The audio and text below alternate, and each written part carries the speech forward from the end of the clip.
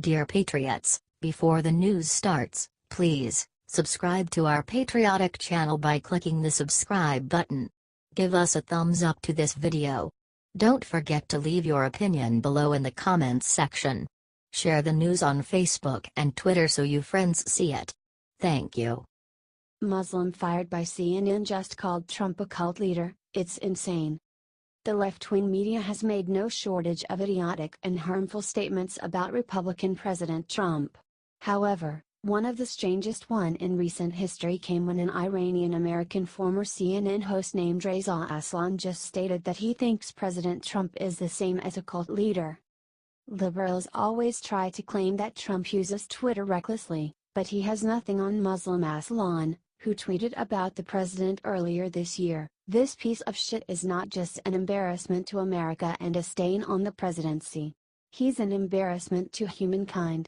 Thankfully, this was so offensive that even left-wing CNN fired Reza from his job hosting the religion show Believer. Getting canned, however, only seems to have emboldened the unemployed Aslan, who recently stated, "I am not the first person to point this out, there's been a cultish quality to President Trump's most ardent supporters."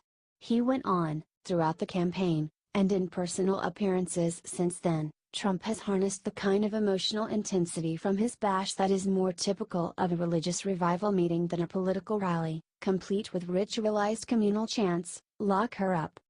He then slammed people who continued to support Trump, claiming that they do not think for themselves, saying, "As we approach the one-year anniversary of Trump's election victory, the zeal of some of his followers seems increasingly akin to a full-fledged cult."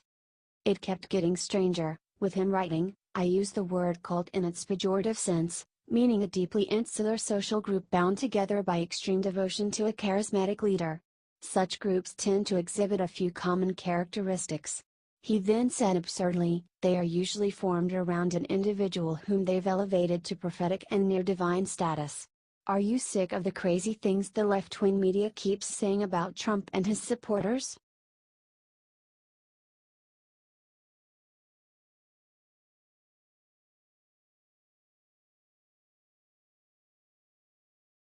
They're finished. Mitch McConnell, Paul Ryan and Nancy Pelosi are about to be ruined when what just happened gets out. Congress has not done anything much in a really long time, have they? That's just one aspect of the swamp Trump promised to drain. And it's working. A new poll just came out that indicates that a majority of Americans think that Congress is a failure so far. That's right, 68% of us are disgusted with our representatives in Washington, D.C. And I hope they understand what that means. Because they are only there because we sent them there. And we can send them packing, too. I mean, just the other day, Senator McConnell actually whined that Trump had excessive expectations of Congress. Are you really serious, Mitch? Do your dang job. This is a majority Republican Congress, yet even among only Republicans, 44% disapprove of Congress right now. Another 44% approve. Not too good, GOP Congress. 59% of the respondents disapprove of the Democrats in Congress. Listen, we need to help Trump drain the swamp. And we can do it, with our votes. There's a big election in 2018 and we have the power to change our country, if we get out and vote.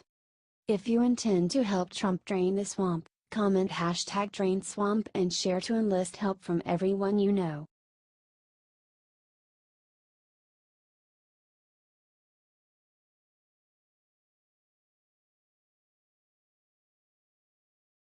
Seconds ago Trump looked into the camera and thanked Putin for what he did for us. President Trump just thanked Vladimir Putin on Thursday for something incredible. OMG. You got to love our president. He is a straight killer. Trump thanked Putin for cutting the US's diplomatic staff by 755 people. It's his first public comment on the issue and it's going to drive liberals nuts. That's why we need to get this video in front of all of them. Here is his full statement. "I want to thank him because we're trying to cut down our payroll and as far as I'm concerned I'm very thankful that he let go of a large number of people because now we have a smaller payroll," Trump told reporters at his Bedminster, New Jersey, golf club. There's no real reason for them to go back. I greatly appreciate the fact that we've been able to cut our payroll of the United States, he continued. We're going to save a lot of money. The media is nothing but a bunch of chicken heads. They have been clucking about the Russia scandal. Share this if you voted for Trump and are going to not listen to the media when we go vote the swamp out in 2018.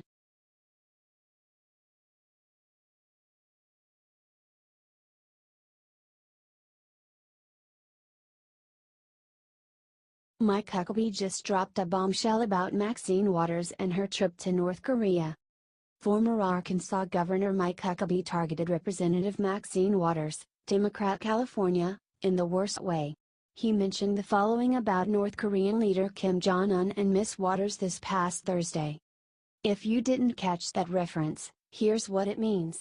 Mike Huckabee is referring to the fact that Kim Jong-un had his half-brother Kim Jong-nam killed, according to South Korea's intelligence agency last February. Mike Huckabee hit the nail on the head. I mean, who isn't tired of Mad Maxine Waters? Mad Maxine and Lil Kim sitting in a tree. Kissing. First comes love, then comes marriage, then comes a nuke mounted to a baby carriage. They are a match made in heaven. Share this if you are so very tired of Maxine Waters. It's time to clean out the House and Senate. Get this out there if you agree. It's up to us to bring these swamp monsters down.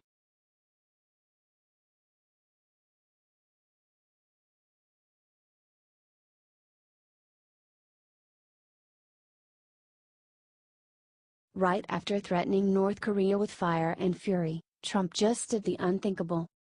You would think the world has gone insane ever since Donald Trump laid down the law with North Korea when he threatened them with fire, fury, and power. Well, today the president decided to go even harder on Kim Jong-un by taking it to an entirely different level.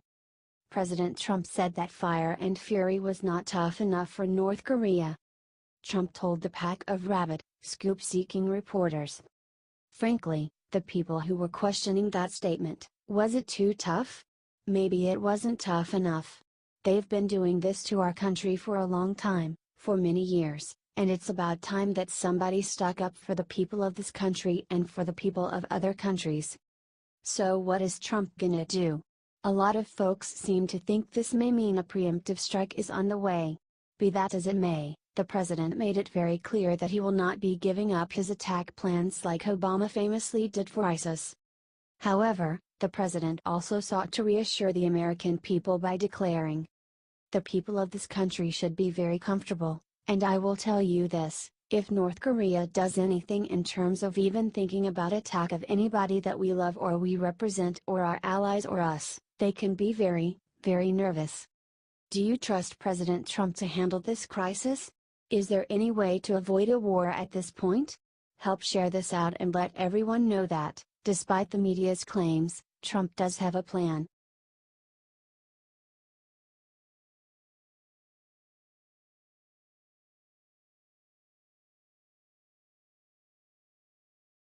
President Trump just walked out to reporters and gave Mitch McConnell career-ending ultimatum. Well, folks, it's been a long time coming, but President Donald Trump has finally given Senator McConnell the ultimatum that I think every American was waiting for.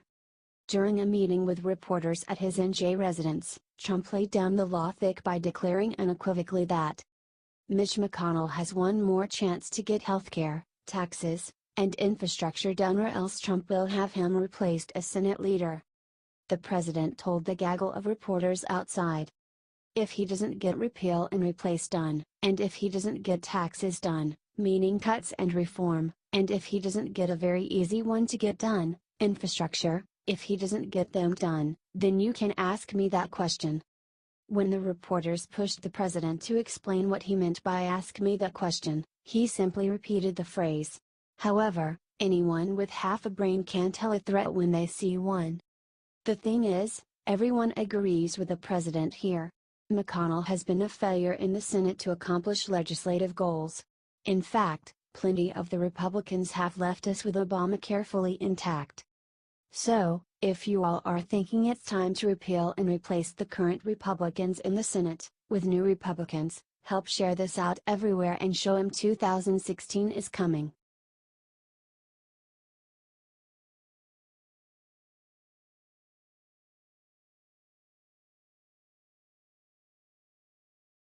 Turncoat Susan Rice just did something insane to help North Korea.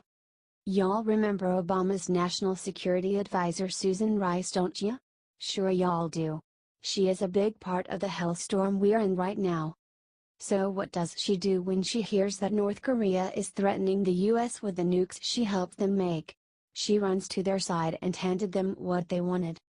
Rice gave Kim Jong-un exactly what he wanted and said that the US should tolerate a nuclear North Korea. Oh, really, Susan Rice? Is that because your shitty policies as the National Security Advisor put us in this terrible predicament in the first place?